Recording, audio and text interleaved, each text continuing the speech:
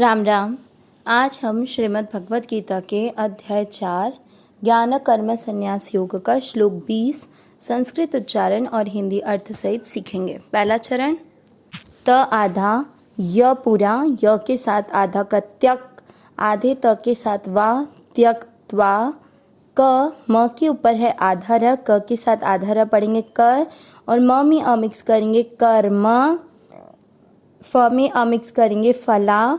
स के बाद में है अंग, अंग को ब्रैकेट में कर रखा है कि उसका मतलब होगा आधा न, तो संग, और ग पूरी के साथ आधा म, संगम।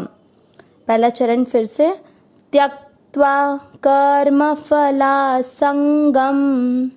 दूसरा चरण देखेंगे, नी आधे त के साथ य पूरा, नित्य त्रि, त के नीचे री की मात्रा, यहाँ पर त आधा है और री की मात्रा त्रि, आधा पर तृप्तो, निराश्र, श्र का अर्थ हुआ श आधा और र पूरा, निराश्रय, य में अ की मात्रा तो विसर्ग को पढ़ेंगे ह, निराश्रय।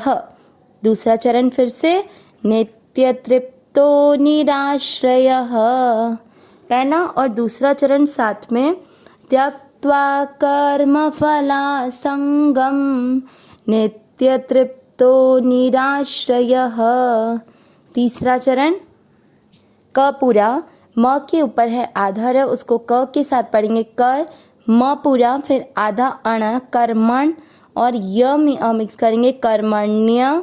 प्र का अर्थ हुआ प आधा र पूरा, व्री का अर्थ हुआ व आधा, और री से ऋषि की मात्रा वी आर आए, प्रवृत्त, आधा त है, प्रवृत्त, और फिर है तो के बाद में अवग्रह, आपको तो की मात्रा को लंबा खींचना है, तोपी, प्रवृत्तोपी।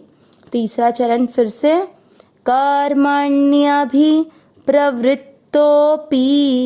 चौथा चरण देखेंगे, न पे दो मात्रा नई, और व में अ मिक्स करेंगे नई व, की के बाद में य है, जो च की लाइन में अंतिम अक्षर होता है, च छ ज झ और य, ये वो य है जिसके कारण यहाँ पर बिंदी लगाइए।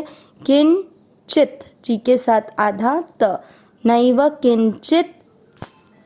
क में अ मिक्स करेंगे करोति, स में अ की मात्रा, तो स और अ की मात्रा इसलिए विसर्ग को पढ़ेंगे ह, सह। चौथा चरण फिर से, नैव किंचित करोति सह। तीसरा और चौथा चरण साथ में, कर्मण्यभि प्रवृत्तोपि नैव किंचित करोति सह। पूरे श्लोक का उच्चारण एक साथ, त्यक्त्वा कर्म फला संगम, नित्य तृप्तो निराश्रयः, कर्मण्यभि प्रवृत्तोपि नैव किंचित करोति सह।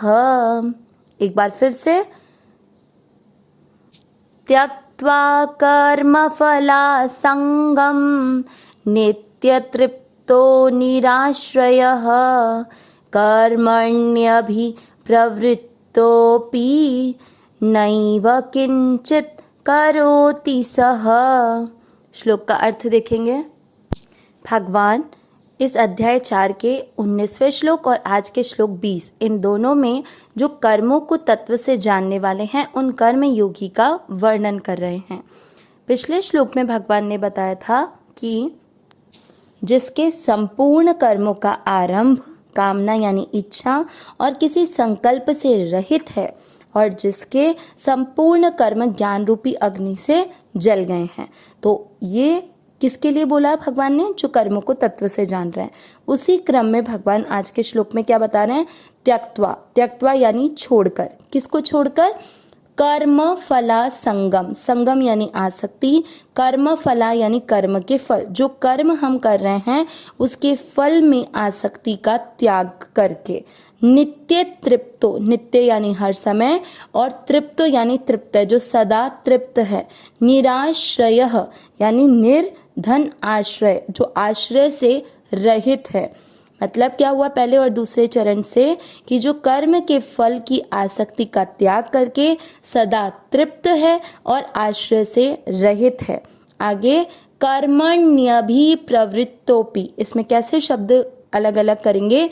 पहले है कर्मणि, कर्मणि यानी कर्मों में, फिर कर्मण्य, आगे क्या बोला था, कर्मण्यभि, तो य में जो अ मिक्स किया था उससे हो जाएगा अभिप्रवृत्तोपि, अभिप्रवृत्त यानी अच्छी तरह लगा हुआ, किसमें, कर्मों में, तो कर्मों में अच्छी तरह लगा हुआ।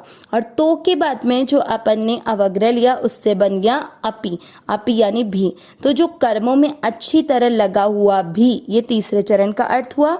आगे नैव, नैव में दो शब्द, न धन एव, न यानी नहीं, एव यानी ही या भी। आगे नैव किंचित, किंचित यानी कुछ भी, करोति करता है, सह वह, मतलब वो कर्मों में अच्छी तरह लगा होता हुआ भी कुछ नहीं करता है। कहने का तात्पर्य ये नहीं हुआ कि उसने कर्मों से विमुख हो गया, सिर्फ कर्मों को करते हुए फल की आसक्ति का त्याग करने से वो सब कुछ करता हुआ भी नहीं करते हुए के समान है। पूरे श्लोक का अर्थ एक बार फिर से लेंगे, फिर इसको और एक बार डिटेल से समझेंगे कि जो कर्म के फल की आसक्ति का त्याग करके सदा तृप्त है, मतलब जो वो कर्म कर रहा है उसमें उसे किसी भी प्रकार के फल की इच्छा है ही नहीं, वो तृप्त है। हम सब जानते हैं कि हम सहज सुख राशि हैं। हम कोई भी कर्म किस लिए करते हैं, जब हम किसी सुख की कामना करते हैं, लेकिन जब हम सुख का भंडार हैं तो फिर किसी भी कर्म के पीछे उसके फल की आसक्ति, उस फल की चाहना का कोई सवाल उठता ही नहीं है। इसलिए वो हर समय क्या है, नित्य तृप्त है। ठीक है, फिर है मतलब उसे किसी भी बात की कोई कमी है ही नहीं। आगे निराश्रय, वो किसी भी आश्रय से रहित है, मतलब क्योंकि उसका सहारा कौन है, परमात्मा। एक आसरा, एक बल, एक आस विश्वास, जिसका परमात्मा सहारा है उसे किसी भी चीज की, इस संसार के कोई भी पदार्थ जो असत पदार्थ है उनकी कोई चीज की इच्छा ही नहीं है, इसलिए वो उनके आश्रय से रहित है। इसलिए वो जब भी कोई कर्म करता है तो वो कर्मों को करते हुए भी कर्मों में अच्छी तरह लगा हुआ है, लेकिन फल की आसक्ति का त्याग करने के कारण वह कर्मों से बंधता नहीं है। इसीलिए ये कहा गया है कि वो कर्म करते हुए भी नहीं करते हुए के समान है। अविनाशी सहज सुख राशि, हे नाथ हे मेरे नाथ, मैं आपको भूलूं नहीं। नारायण नारायण नारायण नारायण।